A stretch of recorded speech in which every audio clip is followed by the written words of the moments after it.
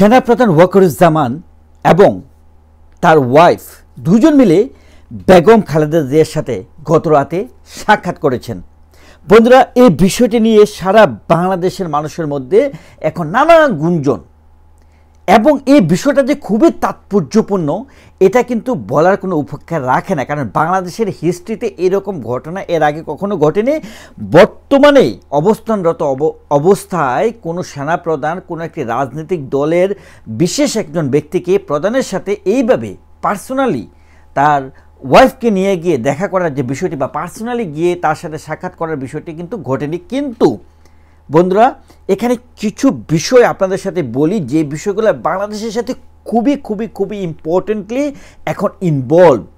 খেয়াল করে দেখুন, বেগম খালেদা জিয়া অসুস্থ, তিনি কিন্তু মারাত্মক অসুস্থ, এটা কিন্তু সত্য কথা। এবং আপনারা দেখেন যে সেনাকুঞ্জে বেগম খালেদা জিয়ার যে কথাবার্তা দেখে আমার দেখুন, যে কোনো মানুষের জন্য আমাদের অনুভূতিতে খারাপ লাগবে, এটাই স্বাভাবিক। আপনি যে দলই করেন না কেন, আমার কিন্তু খারাপ লেগেছে। তার যে কথা বলা, যেভাবে রিপ্লাই দিচ্ছিল, কষ্ট লেগেছে। মানে তারা তো বাংলাদেশের যে স্বাধীনতার চেতনা, 1971 সালের চেতনার সাথে তাদের সম্পৃক্ততা আছে। তারা জামাত ইসলাম নয়, বিএনপি, আওয়ামী লীগ বাংলাদেশ মুক্তিযুদ্ধের চেতনার দল।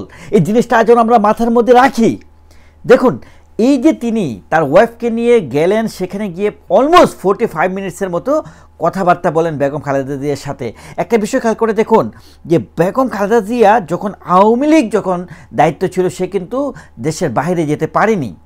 কিন্তু এই সরকার দায়িত্ব নেওয়ার সাথে সাথে কিন্তু বেগম খালেদা জিয়াকে আপনার মুক্ত করে দেয় এবং তার যে বিদেশে গিয়ে চিকিৎসা করার অবস্থানটা করে দেয়। কিন্তু এটার মধ্যে যে কত বড় একটা প্রহসন আছে, এটা নিয়ে আমরা কথা বলেছি ভাই অলরেডি, যে -2 ফর্মুলা নিয়ে অলরেডি কথা বলেছি। আর যে কারণে কিন্তু বিএনপির মধ্যে একটা যুদ্ধ ছিল, স্নায়ু যুদ্ধ ছিল, যে খালেদা জিয়া যদি দেশের বাইরে চলে যায়, যদিও তার এই যে আপকামিং যে আপনার মানডেতে 7 তারিখ তার কিন্তু লন্ডনে যাওয়ার কিন্তু ডেট, এবং সে শুধু একা যাচ্ছে না, তার সাথে তার বিশাল একটা গ্রুপ যাচ্ছে, মানে ডাক্তারি একটা গ্রুপ যাচ্ছে, 70 জনের একটা টিম যাচ্ছে তার সাথে।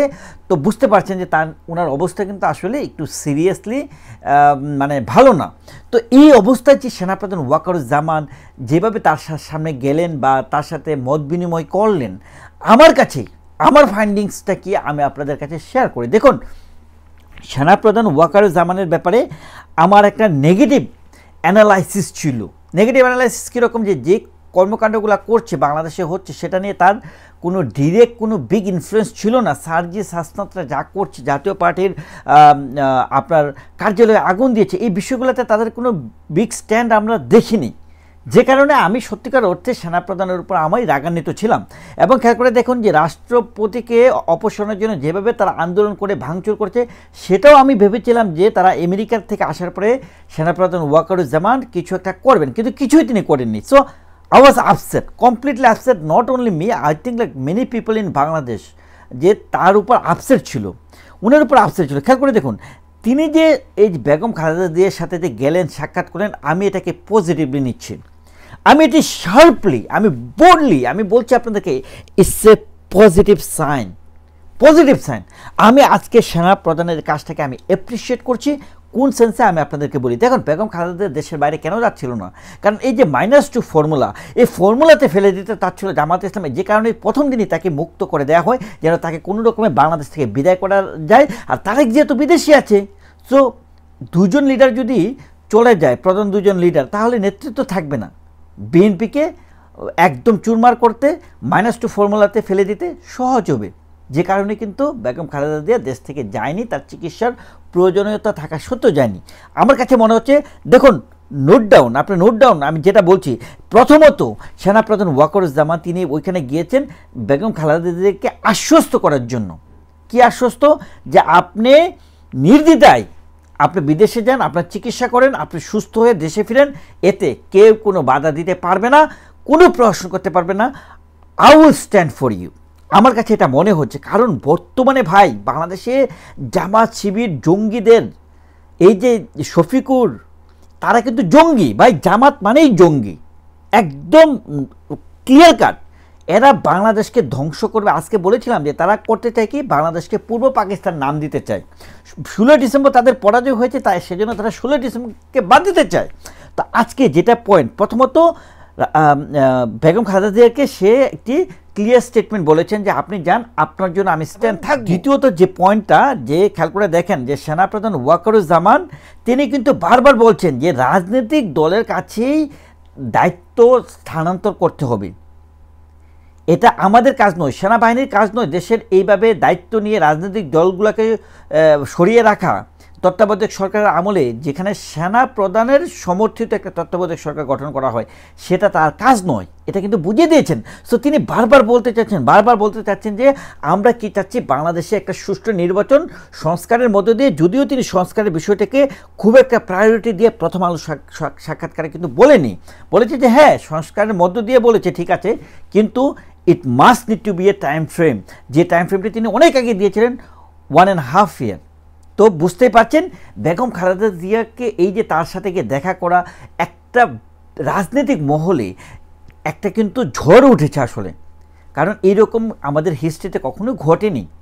কিন্তু যেহেতু তিনি অসুস্থ, সেহেতু তিনি যেতেই পারেন, বিষয়টা এইভাবে প্রেজেন্ট করা হচ্ছে। আমার কাছে মনে হচ্ছে যে বিএনপিকে একটা আশ্বস্ত করা হচ্ছে যে নেক্সট যে ইলেকশন হবে সেখানে কোনো ধরনের জটিলতা সৃষ্টি হবে না, আপনাদের পার্টিসিপেশনে কোনো জটিলতা হবে না, এটাই আশ্বস্ত করেছে বলে আমি মনে করি এই সেনাপ্রধান ওয়াকারুজ্জামান তিনি ঠান্ডা মাথায় কোনো ধরনের বিশৃঙ্খলা না ঘটিয়ে তিনি একটি নির্বাচনের দিকে অন্তর্বর্তীকালীন সরকারকে নিয়ে যেতে বাধ্য করবেন।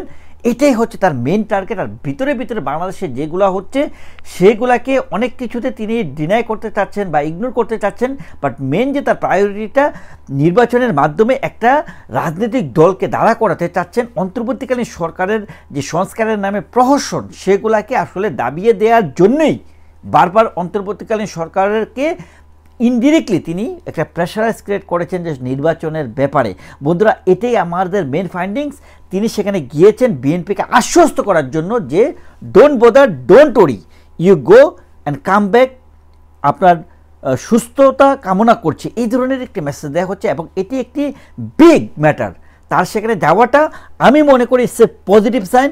এই জন্য বাংলাদেশের রাজনীতিতে আওয়ামী লীগ এবং বিএনপির কোনো বিকল্প নেই। জামাত ইসলাম এগুলো হচ্ছে জঙ্গি সংগঠন, এগুলো হচ্ছে আইএসআইয়ের পালিত কুত্তা, এগুলাকে দিয়ে বাংলাদেশ চলতে পারে না। এগুলা বাংলাদেশকে ধ্বংস করে পূর্ব পাকিস্তান নাম দিয়ে আমাদের সকল ঐতিহ্যকে হরণ করবে, এটাই তাদের কাজ। তো আমি আমার পার্সোনাল ফাইন্ডিংস আমি স্যালুট দেব, তার যাওয়াটা একটা বিগ স্টেটমেন্ট ক্যারি করে রাজনৈতিক অঙ্গনে, but it's a positive sign, it's a very negative sign for the Jamaat Islam এবং অন্তর্বর্তীকালীন সরকারের প্রধান ডক্টর মোহাম্মদ ইউনূস, ছাত্র শিবির এবং হিজবুত তাহরীরের জন্য।